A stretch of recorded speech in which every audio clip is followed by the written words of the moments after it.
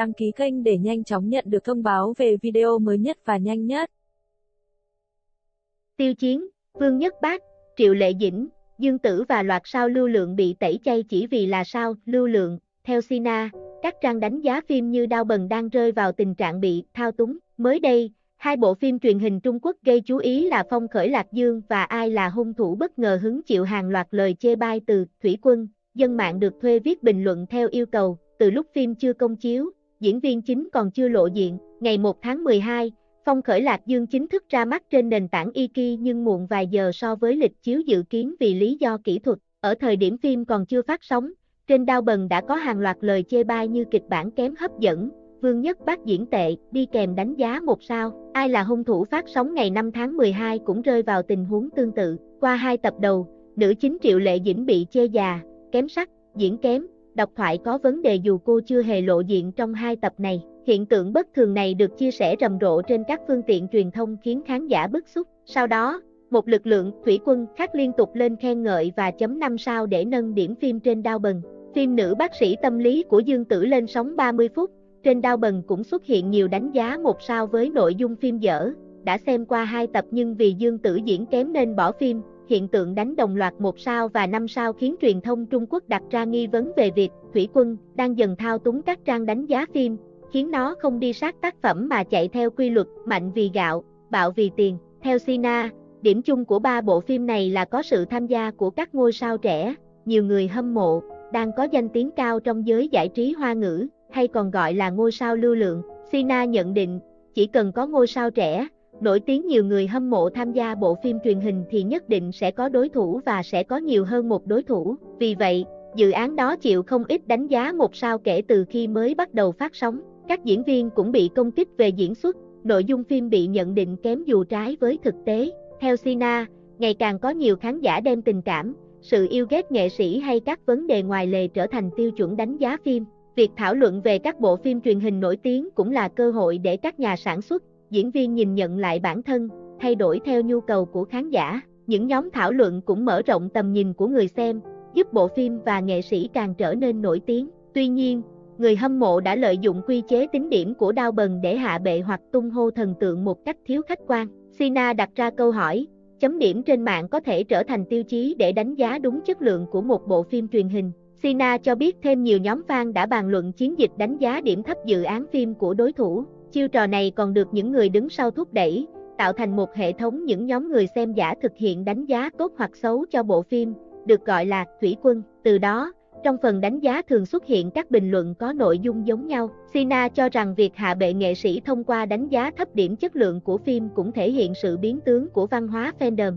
Sina cũng nhận định rằng hành vi này không chỉ gây ảnh hưởng xấu đến văn hóa mạng, sự phát triển của ngành điện ảnh, truyền hình, mà thậm chí có thể đang vi phạm luật. Trong những năm gần đây, Văn phòng Cục Quản lý Không gian mạng Trung Quốc đã ban hành nhiều quy định để kiểm soát bình luận. Được biết, hầu hết các bom tấn, quy tụ ngôi sao Hoa ngữ hàng đầu đều từng chịu ảnh hưởng bởi Thủy Quân. Ngoài Phong Khởi Lạc Dương và Ai là hung thủ, phim Nữ bác sĩ tâm lý có Dương Tử và Tĩnh Bách Nhiên cũng hứng nhiều bình luận chê bai khi phim chiếu chưa đầy 30 phút. Năm ngoái, Thủy Quân tuyên bố bỏ xem phim Lan Điện Hạ ngay từ tập đầu tiên vì có Tiêu Chiến, trong khi Mỹ Nam 9X chỉ xuất hiện từ tập 10.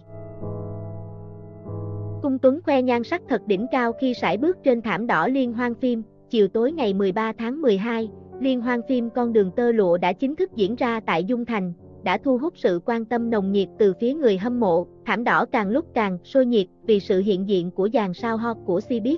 Nổi bật nhất tại sự kiện này là màn xuất hiện của Cung Tuấn, diện trên mình bộ vest đen lịch lãm. Cung Tuấn khiến người hâm mộ lỡ ngàn nhịp vì sự đẹp trai như nam thần bút ra từ truyện tranh. Không chỉ dừng lại ở tạo hình đeo kính, vest đen, tối ngày 13 tháng 12, Cung Tuấn xuất hiện trên thảm đỏ với tạo hình áo khoác ngoài được làm từ tơ lụa vô cùng đẹp. Nam diễn viên như hóa thành Bạch Mã Hoàng tử, rảo bước trên thảm đỏ đầy tự tin và cực bắt mắt với nguyên cây trắng. Tại đây, nam ngôi sao Sơn Hà Lệnh chia sẻ về sự trải nghiệm khi tham gia sự kiện thảm đỏ lần này. Đây không phải là lần đầu tiên Tuấn đến Phúc Châu, có thể được xem là lần thứ 2. Hiện tại, đối với những tác phẩm của Tuấn vẫn chưa được xem là tác phẩm điện ảnh, nhưng Tuấn vẫn mong muốn sau này sẽ có thêm nhiều cơ hội để có thể nhận được nhiều kịch bản tốt hơn. hợp tác với các đàn anh đàn chị đi trước để nâng cao kỹ năng diễn xuất. Phải công nhận một điều là gương mặt cùng ngoại hình của Cung Tuấn tăng lên sức hút đáng kể nhờ tạo hình cổ trang. Cung Tuấn đã rất chăm chỉ lăn xả trên phim trường, vì ít danh tiếng nên anh không ngại nhận những bộ phim kinh phí thấp, phim thần tượng chiếu mạng. Sau nhiều năm lăn lộn trong showbiz, Cung Tuấn mang về khối lượng tài sản phim ảnh như Túy Linh Lung với vai hoàng tử Nguyên Triệt, sau đó là loạt tác phẩm Thiên Kim Háo Sắc, Kết hôn rồi bắt đầu yêu và đỉnh cao là Sơn Hà lệnh chiếu hồi đầu năm 2021. Ở thời điểm hiện tại, Cung Tuấn đang là một trong những nam diễn viên hàng đầu của Showbiz, là cái tên mà rất nhiều đạo diễn dòm ngó bởi tài năng đặc biệt cùng ngoại hình ưu tú của anh. Nếu như bạn là một mọt phim Hoa ngữ, sẽ biết được rằng Cung Tuấn vẫn luôn nổi tiếng là một người làm việc chuyên nghiệp, là một diễn viên rất chân thành trong các cách ứng xử. Nhìn qua những vai diễn mà Cung Tuấn hóa thân thì chúng ta phần nào hiểu được anh chàng này đã rất nỗ lực trong việc chinh phục khán giả. Ngoài ra tại sự kiện điện ảnh diễn ra hôm qua đã có một sự cố nhỏ với Cung Tuấn. Trên tấm bảng ký tên của các nghệ sĩ thì phần ký tên của Cung Tuấn đã bị ai đó cắt mất. Ngay sau khi phát hiện ra sự cố hy hữu này, ban tổ chức sự kiện đã phải dùng một tấm bìa để che chắn. Theo phán đoán của một số người, rất có thể fan Cung Tuấn đã tranh thủ thời cơ để sưu tập chữ ký của idol.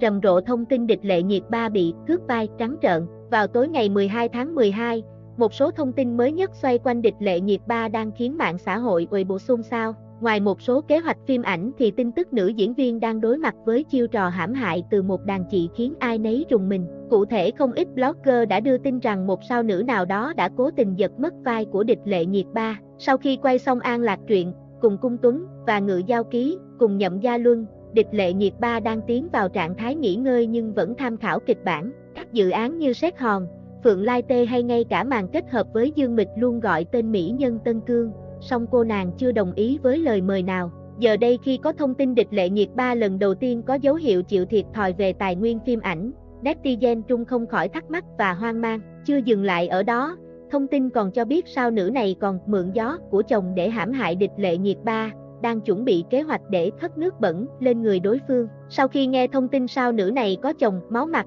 không ít người đã gọi tên mỹ nhân 30 chưa phải là hết Đồng Dao.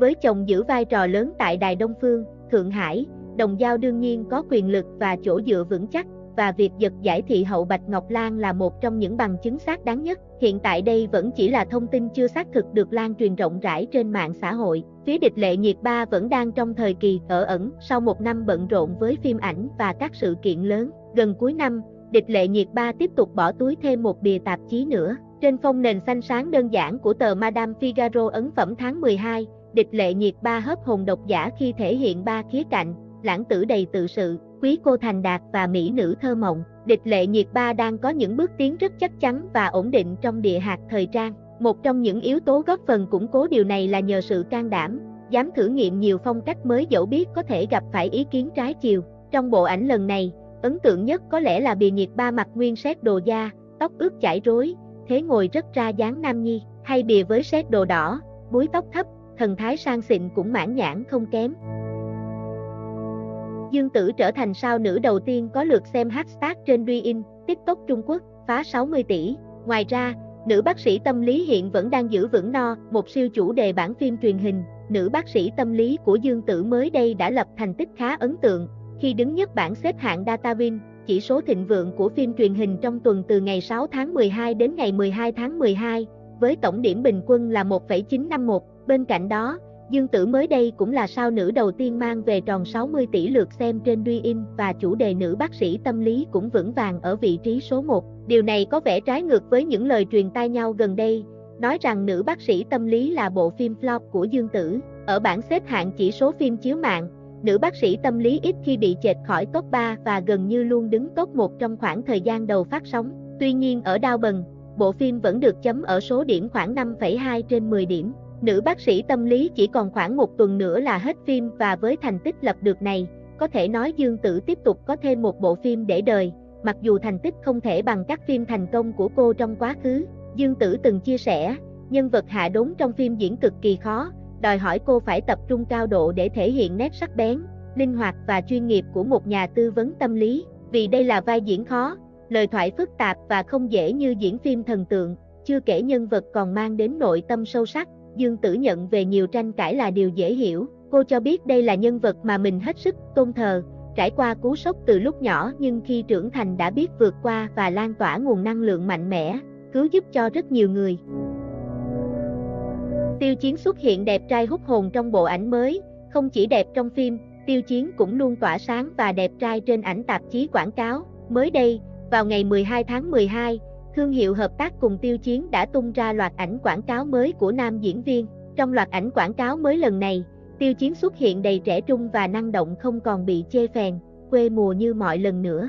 Có thể nhận thấy, nam ngôi sao Trần Tình Lệnh rất hợp với những bộ trang phục mang màu sắc điềm đạm, nhã nhặn. Chẳng trách, trong những lần trước, mỗi khi lên đồ màu sắc sặc sỡ thì không bị chê thì cũng trở thành tâm điểm của sự chỉ trích từ anti-fan. Trong năm 2021, Tiêu Chiến đã có bước tiến triển rất tốt trong sự nghiệp khi mọi phương diện đều khởi sắc, gần như là phục hồi hoàn toàn sau sự cố 227. Mỗi thương vụ hợp tác giữa nam minh tinh và một thương hiệu mới được công bố, với sức hút của ngôi sao Trần Tình Lệnh đã khiến sản phẩm gần như rơi vào tình trạng cháy hàng, không còn lượng tồn kho để bán. Cũng trong năm nay, nam minh tinh trở thành người đại diện của một thương hiệu cà phê Trung Quốc và đây cũng là nhà tài trợ cho Đại hội Thể thao Châu Á Hàng Châu 2022. Chủ sở hữu thương hiệu không chỉ trình chiếu hình ảnh người đại diện Tiêu Chiến trên các màn hình lớn ở nhiều thành phố tại Trung Quốc, mà còn chi mạnh tay cho việc quảng bá ở nước ngoài để đẩy mạnh công tác marketing. Không chỉ đạt được thành tích ở những dự án phim ảnh, tên tuổi của Tiêu Chiến luôn xuất hiện trong các bảng xếp hạng về ngoại hình cũng như giá trị thương mại của anh không bao giờ tụt hạng.